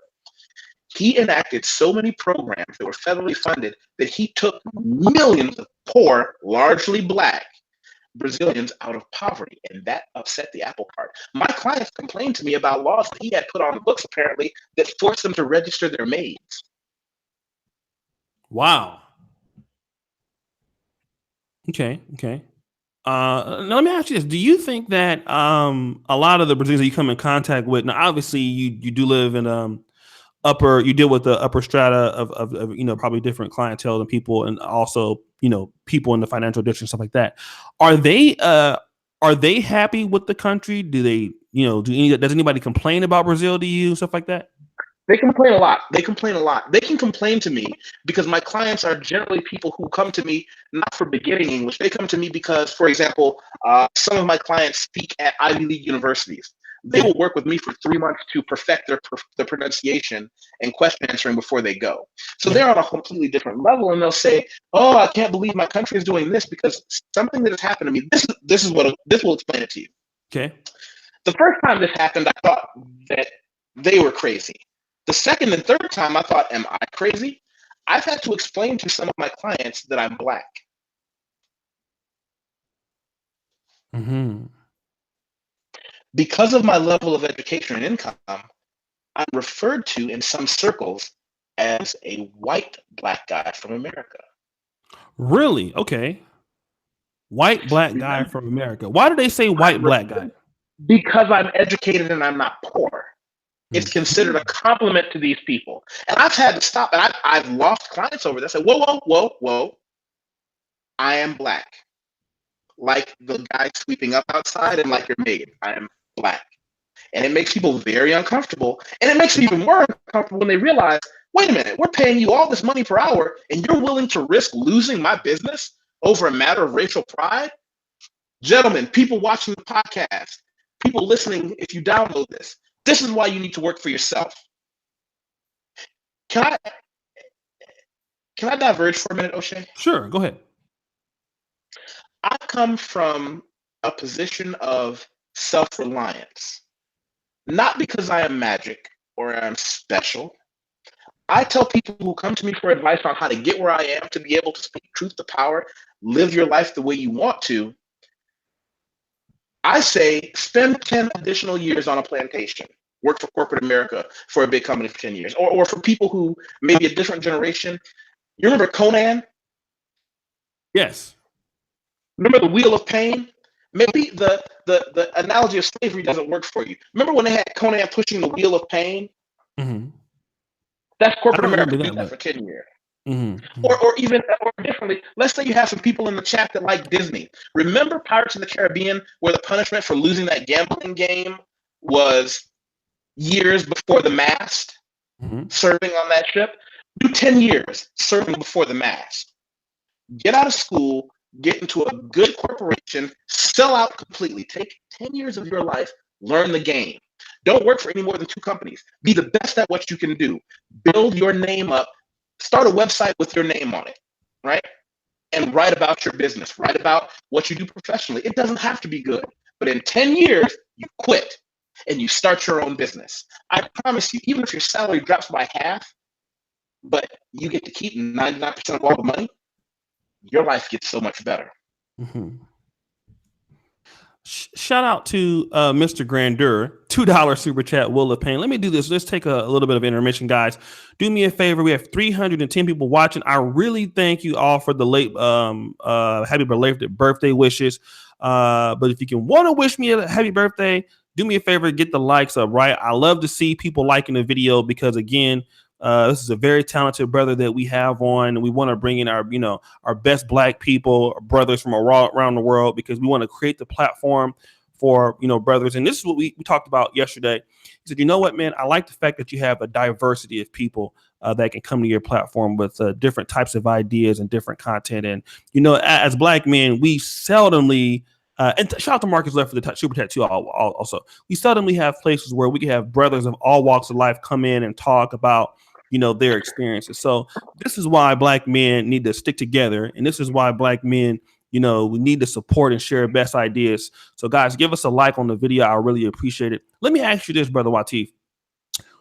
You've dated women from all different walks of life now in Brazil. If you are dating a woman, let's say she's a white Brazilian, blonde hair, you go out to the $5 coffee for both of y'all, right? As you say, how are people going to perceive that, both Black Brazilians and non-Black Brazilians? How do they perceive you? I mean, like when they're looking at you out, do you feel a lot of eyeballs coming at you or something? Or no, because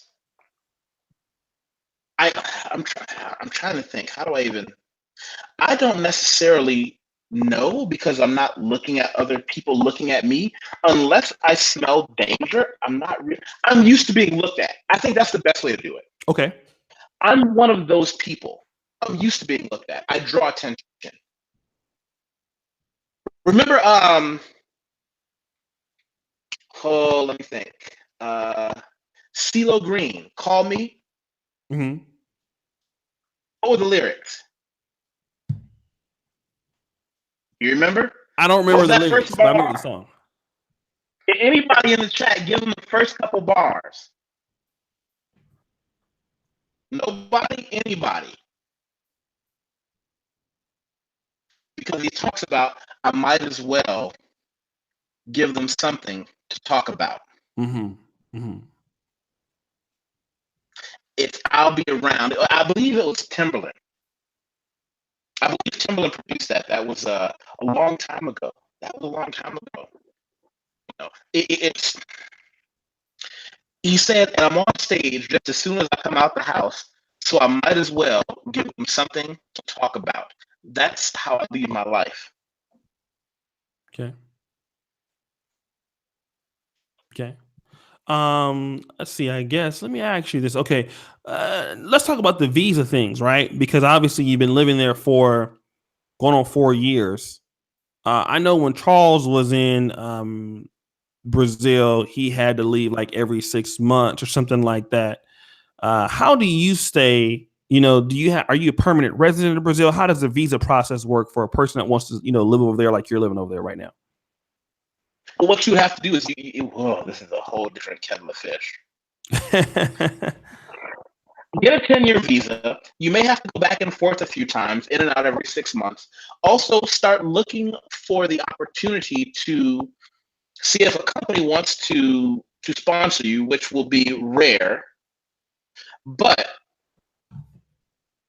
what you don't want to do, under any circumstance, is get married for a visa. Okay. You will have offers from women who have nothing to offer but their body, to women who want to offer you a pile of money and a house to live in. Do not do this thing. Mm-hmm. It is easy to fall for that trap of thinking, I know this girl. She wants to live here because here's the problem. You don't know that you just co-signed somebody for a path to American citizenship that you don't know. You don't know how now, no matter what the reality of the situation is, she has rights to half of your stuff. Hmm. People don't know that until it's too late. They find out the hard way. Because as much as everybody wants to say, oh, the women from this country are meek and submissive, these women aren't stupid. They even know a good hustle when they see it. And Right. quite frankly, I was born in a situation that some of these women are born in. Of course, I'm going to be looking for some knucklehead. Because remember, for her, it's cheap and easy. It's cheap and easy to give away what? You want a ring and sex on command? Great. You open up the vault for me. How's that a fair trade? How's that a smart thing to do? It's easy to get into, hard to get out to. Let me talk to you about that. I mean, like when women find out that you're from the United States, what is their reaction? I look American. I don't ever get to see the first reaction. I carry myself differently, and I'll give you a heartbreaking. I'll give you a heartbreaking. How can I put it? Uh, Wait! Somebody in the chat. He said I have a huge gap in my teeth. I want to shout out BK Kumbaya with no picture. This is hilarious. If you're gonna come after me, if you're gonna come after the nature boy, bring your best game. This is where true power comes from. Okay? For the people watching at home and around the world, this is where power comes from. What can you possibly say to me that hasn't been said? I'm 4 decades deep in success in life, working on another 4. If you're gonna make yourself a target, make yourself a target. But see, now there's a problem. You know who I am because I'm public with my name and who I am. But now, what if I want to spend an afternoon with my friends who are cyber ninjas and say, can you look up this screen name? Can you look at, I have friends that are stick tracers. Can you look up this screen name? What happens if I find out who you are? People don't think that way. The toughest thing, there's a guy named Colin Noir. He's an NRA spokesperson. I don't know if you ever heard of him. He said something interesting that I'm going to write about. You cannot call out an elite human until it is too late. You don't know that those small comments, depending on how petty the person is, you got to open up a can of worms that you can't get back out of. Well, again, one of the privileges is that I can be who I am in the real world, face up under my real name. That scares off most foolish people. But every now and then, I'll have someone hiding behind a screen who says something to me that I find extra amusing, and they don't know until much later when they found out, oh, how did you get my real work email address? This technology you can't hide anywhere. How did you, wait a minute, how did you then cross-reference my work email and find out I was online in the office and then send a screen capture to my manager? I'm just telling you, I'm not going after this person, right? But don't forget, don't let the pretty face fool you. I'm a nerd from way back. I've got nothing but time and malice and the ability to use my keyboard. I'm that guy that got picked up in college to play Dungeons and Dragons. Shout out to Dungeons and Dragons. I was playing D&D before the A.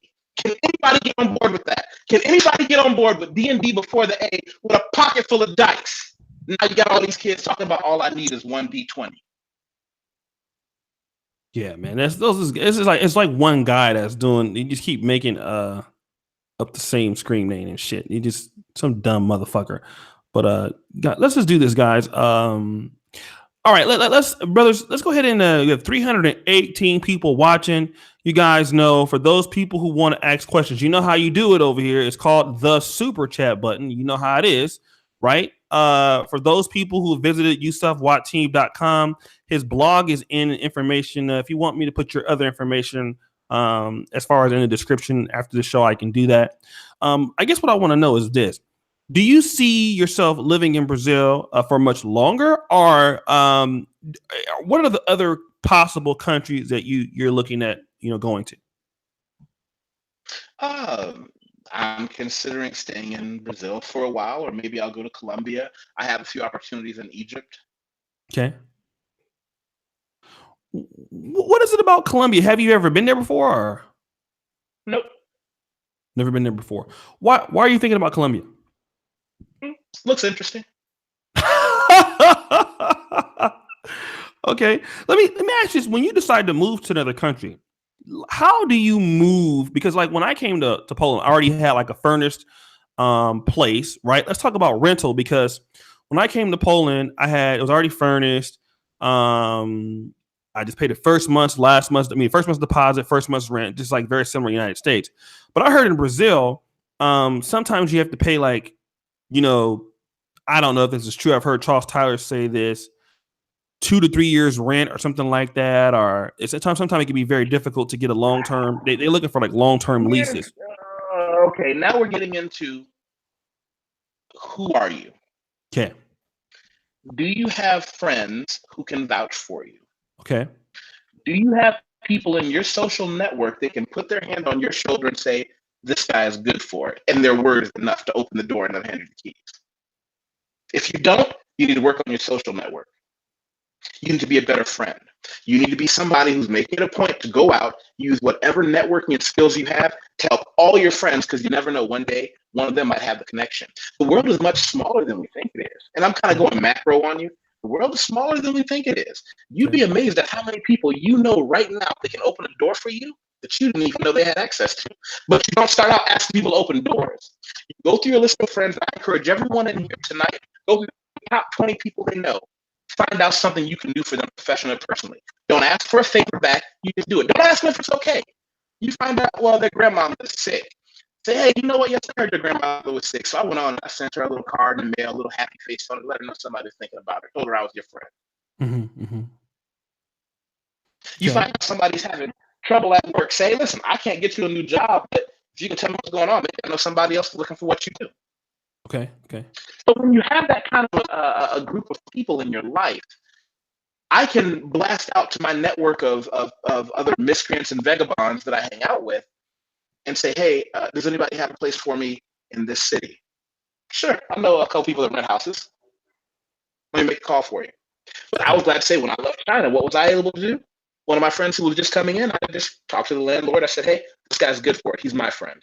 Oh, really? Well, your credit is good here. That's all you need. Okay. Well, let me ask you this. Assuming that you don't have that network, right? And you're a normal person without that network. What is the usual standard procedure for somebody who doesn't have that?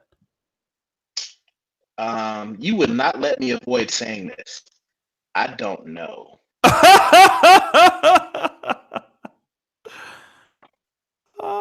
Okay. So I guess what I want to know is this then. So if you're somebody that's looking to move to Sao Paulo, Brazil, and how do you get into a situation similar to what you have, right? You don't know anybody there, right? Let's say I'm trying to come there. I don't know anybody. So what would you suggest for somebody like, let's say, well, I mean, obviously I know you, but if you're somebody, you're trying to get a place in Sao Paulo or any place, what would you recommend for somebody to do that doesn't know anybody there? You also don't speak any of the language?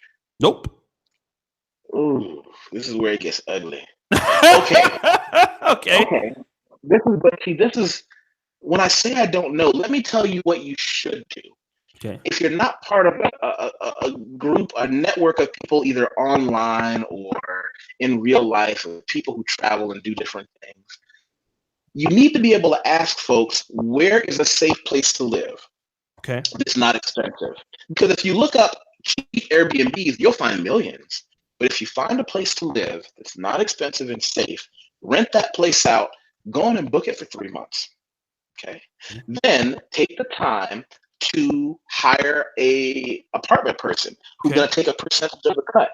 Talk to all your friends. Don't hire one out of nowhere. Call your friends and say, does anybody have anybody in their network that helped them get an apartment? Okay. Go with that person and you say, this is my budget. This is where I want to live. This is how big or small the place can be. And I'm not budging off that. When you go there, I'll give you an example of what I did. I came to my apartment and looked around, and I was able to just give them, I said, I want a discount. They said, this is already going to be given to you a discount. I said, no, I want a real discount. Well, you're not getting a discount. What if I can give you 6 month rent up front? Okay. People change their tune. That's what I did in China. People start to act real different when they're confronted with some money, you know. That's what I would say to do. You know. Okay. All right. So I have another question here. And guys, this is great information. I definitely agree. Living as an expat, get an Airbnb for a few months, find a respectable agent, ask questions. It's actually really, really, really good advice. So you just dropped some gems on you there. Let me get to this particular person who just dropped. There was a brother that just super chatted a really, really, really great question about bank accounts. But guys, let me do this real quick. For those people, I want to say thank you again for watching this stream. I know it's like, kind of early in the United States, relatively as work hours. I really want to thank you guys for watching the stream so far. Thank you for respecting the guests. I know there's like one or two people making the troll accounts and stuff like that, which is common on YouTube. But guys, thank you for the super chats. If you want to go ahead and support the stream, you can by hitting the super chat. You guys know how to do it. It's how you ask your questions. Corey Thomas, thank you so much for the 2-hour super chat. And again, brothers, it doesn't take a lot of money to support the streams. You guys know we did the Negro Manosphere Awards. Just ordered 5 plaques, right? For the brothers that won our Negro Manosphere Writers of the Year and YouTubers of the Year. So I ordered LAR Movements plaques today. I ordered Alpha Male Strategies and Anthony Brian Logan. And it's just little things like this, whether it's $1 or $2. We're able to go ahead and build a network and bring brothers on like Yusef. And I found him on the Negro Manosphere forum. So this is why it's good for those brothers who want to join up with the forum. That's where I found Yusef at, right? So if you guys want to be on the forum and meet some really, really, really, powerful brothers, press 1. I will put the link for the Negro Manosphere forum below. You can sign up. And, we have some great things on the forum. The brother Nick Pyard, thank you so much, brother. Should I create an international bank account? Great stream, by the way. Thank you so much. Let's talk about how bank accounts work in Brazil, brother. Oh, is it my turn to talk? Yeah, I'm sorry. He's asking about international bank account. Should he create one? Maybe, and how do bank accounts work, for foreigners in Brazil? I'm gonna just go out and say it. I don't know. I have no idea. Okay. So you don't use a Brazilian bank account at all? No. Okay. Is there a specific reason why you choose not to, or? You can do this. If you need a debit card, you can always go to a supermarket and buy a prepaid card, register that with things like any store you shop at, or pay for things with it, or use it for Uber and things like that. You can also, let me think.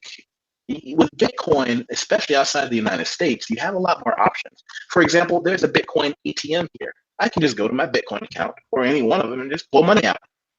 Okay. Again, I've said this before. I'm not here to make any money off Bitcoin. I am not selling any Bitcoin. I am not here to sell any courses on Bitcoin. Anything I can give people, I will give you for free as far as my information. On my website, you can Google Bitcoin and see all the information I have. If you're not learning, I'm not telling people to put money out if you don't want to. Learn the system, though. Learn that system, because it's the reason, particularly when you become international, I can go anywhere in the world and be best. Okay. Let me talk to you about the exchange rate. Let me say this real quick. Also, shout out to LAR Movement, man. Can't say enough about this guy. We talk every day. $50 super chat. I just ordered 2 of his plaques today. I was trying to do something nice, man. He came in and dropped 50 on me, man. I love this brother, man. He is an excellent content creator, great content creator, man. Probably the best in Black YouTube with the content. Gene Moore, good to see you, man. $5 super chat. I love you, brothers, man. Thank you guys so much. Let me ask you this real quick, and that's shout out to LAR Movement, one, the most improved YouTuber for NegroManager.com and most versatile. Let's talk about the exchange rate, because this is something that's scary, at least for me. I'm not, you can weigh in on this too. As an American, when I came here, I'm living in the European Union. Before Donald Trump became president, I was, it was really good. It's still pretty good, right? But the dollar, because of many reasons, the dollar is weaker than it was, let's say, 18 months ago. And I know that in Brazil, the dollar fluctuates a lot. Do you watch the Forex? Because I don't know if you're doing business in dollars or reals, but how does the fluctuation of the dollar And do you watch it living in abroad? Does that bother you sometimes if the dollar's getting weaker? No, I don't watch it. Doesn't bother me. Why? Why not? I'm. I don't look at money in the short term. I look at where am I putting money for later. I'm also looking at where am I? What is Okay. the spending power of the dollar where I am? I don't want to look at a macro view of what the dollar might be worth globally. What is the spending power of the dollar here? Also consider I'm not being paid often in dollars. I'm being paid in cryptocurrency. Whole different ball game. Okay. Well, let's talk about that also, right? And shout out to my brother Thomas in Korean. I just translated that for the 5-hour super chat. Let's talk about this real quick, right? Because Bitcoin itself has had some crazy fluctuations. It's failed Yeah. tremendously from what it was, let's say, 3 months ago to where it's now. Does that bother you? Because Bitcoin, relatively from its height, it's been showing signs of struggling. Again, this is going to sound weird. No, doesn't bother me at all. Not even a little bit. Ask me if I have more money now than I had a year ago based on my Bitcoin. Do you have more money now than you had in a year ago? Yes. So your fluctuations only scare people who are in it for the short term. Okay. It only scares people who are not educated on what they're doing. Okay. Which is something I discourage. Know the game before you play it. The fluctuation of Bitcoin. Consider this. Let's go down this Bitcoin hole for a minute. Okay. If you look at the value of Bitcoin, okay, what you cannot calculate is the value against a bank account where they charge you money every month. Whereas in my Bitcoin accounts, it doesn't. Can you factor in if you, Oshay, you call me and say, hey, Watt, I'm $5 short on my turkey submarine I'm about to order for lunch. Can you put some money in my American bank account? It's going to cost me $20 to put in your American bank account, right? yes. If I'm wrong, call me. Okay. But if it's on Bitcoin, I can just hold on. Bing. There you go. Okay. Okay, let me shout out some people, man. My man, yes, Jonas. I explained things about Brazil and I will write a book about it soon. Shout out to you, fam. I'll definitely love to speak with you. Afro programmer, love him. Hell no, most expensive Latin country. Feminist is huge there too. Okay, we can talk about that. Guys, again, let me do this. For those people, man, I want you guys to follow my man, the brother, yusefwateef.com, the blog that he has. This is going to get a lot of replays. I know there's a lot of people watching right now. And again, for all you brothers, right, join the forum. For those people that want, I'll tell you this real quick. Also, if you join the forum, the new ebook, right, and this is what I'll do. I'll do it anyway. I'll give you Donovan Sharp's new ebook because you can only get it by email, which is Why Men Should Stop Helping Women. Okay, it's a manosphere classic. If you guys say that you will join the forum, right? I'll take your word for it. I'll send it to you, drop your email. But I need you brothers to join the forum, and this is the reason why. The reason why we want you to join the forum is because this is something that black men, when you guys support the streams or support on Patreon, and by the way, Aaron Clary just made a new video for bad credit and good credit on the Patreon. We want to get you black men onto our own forum. We spend a lot of money on the hosting. We spend a lot of money on the development. We spend a lot of money on the ebooks, and we make this relatively free, right? So we want to help as many black men and get more black men together that have things that they can teach you, like Brother Wateef. So this is the reason why we ask you to support the forum, because there are things on the forum that are not going to be anywhere else. Okay. Now, brother, God,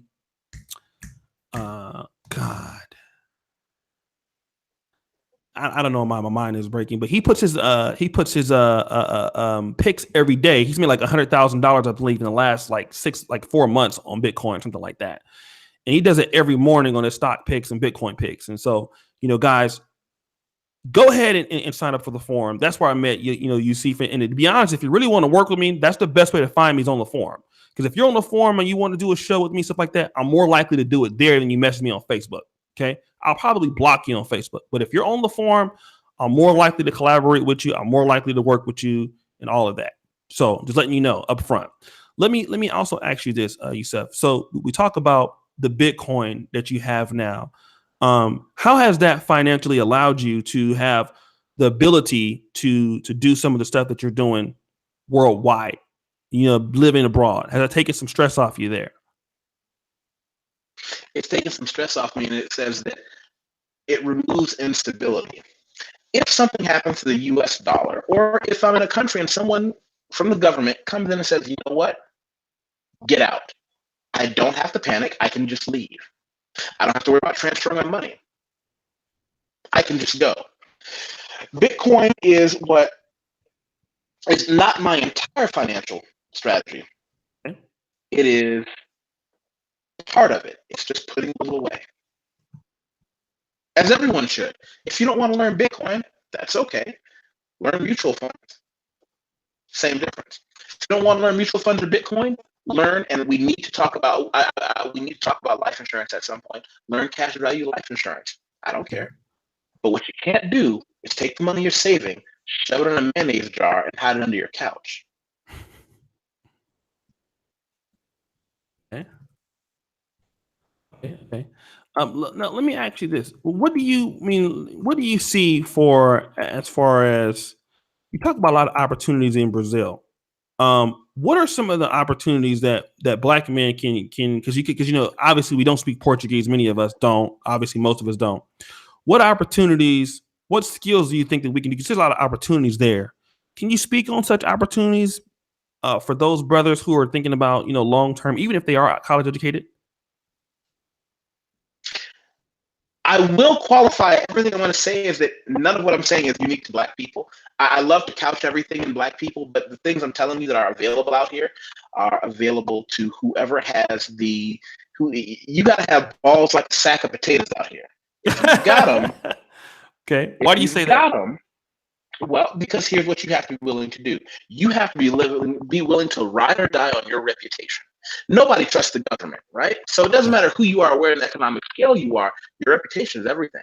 You've got to be able to go out there and just like in any business, again, that 10 years working corporate, show people what you can do and then slowly build your client base from there. I have a client who came to me, he asked me to proofread his entire website and then he hired me on for some advice. And he had a section of things that he offers. And I asked him first, I said, can you show me an example of where you've done this service before? Well, I haven't. Then why are you trying to sell to people for top rate? Because the worst thing that can happen is you come here and say, I can provide a service. You provide the service, it's subpar, and now your name is done, especially on the internet. Okay. Especially on the internet. So when I say come out here for business, being a digital entrepreneur is great. That's one thing because you can do it anywhere from any laptop. That's why I suggest people, you can learn. If anybody wants to learn copy editing and things like that, I have a part of my website. If you want to learn book editing, copy editing, any of that stuff, go right ahead. If I can help anybody with that idea, that's probably the safest one. I would say you want to try to be, and I'm going to go classist mode. You want to try to be a white collar worker who can work from behind a desk with a marketable skill set. I do work out here. I do voiceovers. I do work for editing, copy editing, proofreading. You know what? Brother Oshay, can I give you a link? When you talk about work, I want to give you a link to something I wrote that will help anyone who really wants to do part of what I do. And I'm giving this to people for free. Okay. I don't charge people for this. This is not what I do. Can I send it? Do you want me to send it to you on WhatsApp?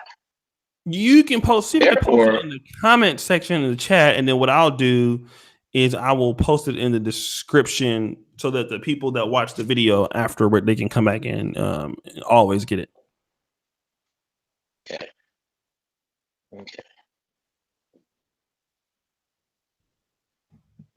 Uh-oh. Hold on. It won't let you do it? Hold on. Or you can email it to me if it's an issue. No, it won't. Do you have WhatsApp web on your desktop right now? I don't have it, but you can email it to me to my Planet O'Shea email address, and then I'll put it in the description. And I can post it in the chat. Yeah. By the way, let me back up for a second. You have somebody who I believe is misinformed here. Okay, who's that? There's someone named Yiddish Shekop. Okay. Uh, I don't know who Yiddish Shekop is. Okay. Never met them Okay. personally. But what I can tell you, you said you're leading your viewers down the path to investing in the extremely volatile markets such as Bitcoin. I think that maybe you haven't listened to the entire podcast, which not everybody has the time to listen to it Yiddish. What I can tell you is what I've stressed over and over again is learning the system. And if I'm about to say something untrue, I want anyone here to call me out. I prefaced everything I said with learn the system, learn the system, learn the system. Whether or not you choose to put it in there, that's totally up to you. But you have people who don't know anything about it saying it's good or bad. It's a tool like fire or knives. You have to learn how to use them so you can decide if you want to build a fire and kill a goat or burn your neighbor's house down and slit their throats. Same tools, different outcomes. Okay. All right. So let me do that here. And then let me paste this particular link. All right. And let's see here. Now, I guess let me do this because do you by any chance have the prepaid? Let's talk about that because I can't find like a prepaid card in Poland.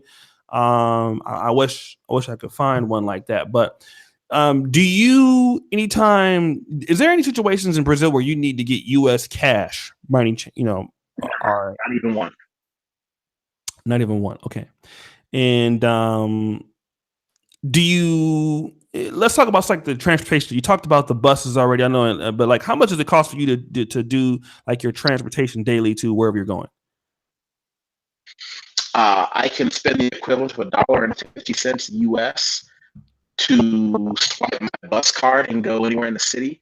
And what's interesting is that one swipe is good for 4 hours. So if I decide to get on a bus back home again, I can do the same thing. If I want Uber offers Uber and Cabify.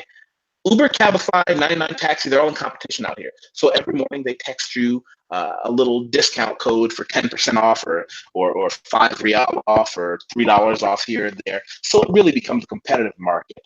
It doesn't cost that much to go to a business district. Now, if you're going out into the middle of nowhere, parts unknown, you're going to be on a long train ride because it wouldn't be worth it to jump in an Uber or a taxi cab. But what I can tell you, if you're working anywhere in the central area, it's very affordable. Very affordable. Very affordable. Okay. And let me shout out to my man, Yesh. I just subscribed to you, by the way, Yesh. I will contact your shit. I speak on a few things on my channel about learning the language and a few things about Brazil. Rio is my shit. All right. So let's see. We have that. Man, I don't know, like guys, unless you have any questions that you wanted to ask, I think. So we've been on almost 2 hours. Unless there are any other things. Yeah, man, we've been on for 2 hours, man. Well, you know what I'd like for you to do in the chat? Sure. I'd like for you to put yusefwateef@gmail.com for anybody who wants to catch me there. And also go ahead and click and spam out yusefwateef.com for anybody who wants to find me there. Okay. So guys, do me a favor. And then Yusef Wateef, and also let me spam it here, as he said. So guys, if you want, let me put the email in the description. And also, if people ever Google your name, definitely it's going to come. This video is going to get a lot of replays. I can tell you that for a fact. It's going to get a lot of replays. How do you predict that? I can predict it because I do I do this all the time. And I know that when you have a topic like this, which is like pretty interesting, and then you also have a lot of people watching at the time, what Google's going to do is they're going to push the video out because we have as many as 300 some people watching. So when you have a topic and you have as many people watching like this, Google's going to say, okay, this is a topic that, in an interview that people, stayed on for a long time. And so they're going to, put it out. So it'll get, in my estimation, at least, I would be surprised if it got any less than 4,000 views, which I'm pretty sure it's going to get more than that. Well, I mean, I blasted it out onto my my Twitter and my Facebook. So yeah, so it'll get a lot of, like I said, traveling topics, at least for my fan base, always do, relatively high shows. Because a lot of, I have more of I hate to, not to brag or anything, My audience is typically guys that are, educated, upper middle class, stuff like that. From what I can see, guys who have at least traveled, want to travel. So, that's kind of, so Brother my family Oshay, is interested in this kind of Brother stuff. Oshay, Yes. humility is only attractive to have-nots. Don't preface your statement with, I don't mean to brag. Well, I don't brag on Fridays. Every other day but Friday. So sometimes I take a day off. You know what I mean? From the bragging. So, guys, I want to again preface the email. And that is yusefwateef at gmail.com. And then his blog is yusefwateef.com. All right. And like I said, email is there, Gmail is there for those that are watching. We'll definitely bring the brother back onto another particular show, or he can jump into a podcast. And so, I'm really thankful that the brother was able to come on today, and we were able to expose him to this audience. And it's good to see a lot of black men that are interested in this topic. Because, like I said, we bring a lot of brothers. Shout out to the Green Machine. I'm a trucker and watch. I love my truckers. Thank you so much, brother, for watching. Is there anything else you want to let the brothers know before we, end and everything like that? Yeah, there's something I want to say to you specifically. Okay. Because you are a busy man who does more than is needed for the things that you want. So I always say, if you want something done, ask a busy man. I didn't invent that, but I do say it. So not only for my own selfish reasons, but for the greater good of the order, I need two things from you.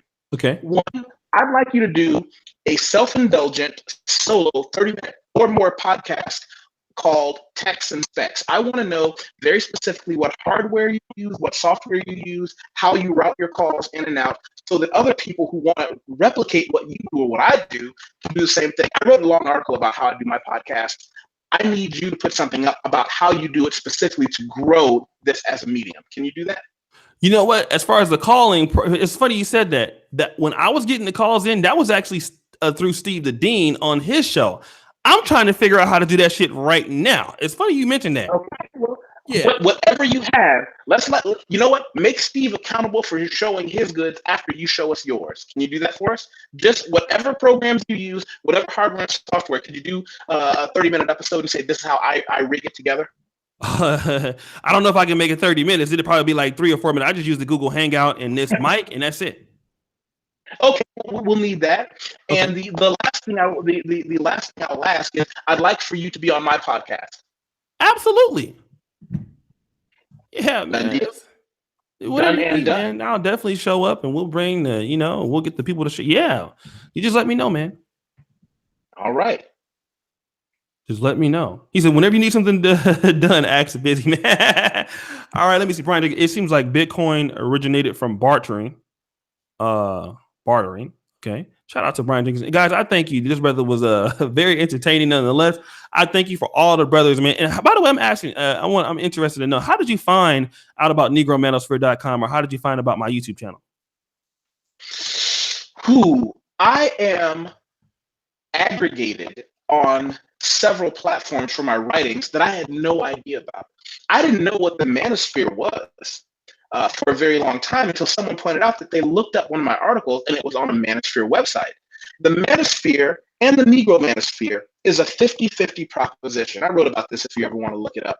Okay. 50% of the men are generally cowards and weaklings complaining about how if women were just smart enough to pick them, the world would be a better place. And how come they're picking all the men who are not like me? You have all the black guys complaining that the women they want either a white guy or rich guys. You have the white guys complaining that all the women they want black guys.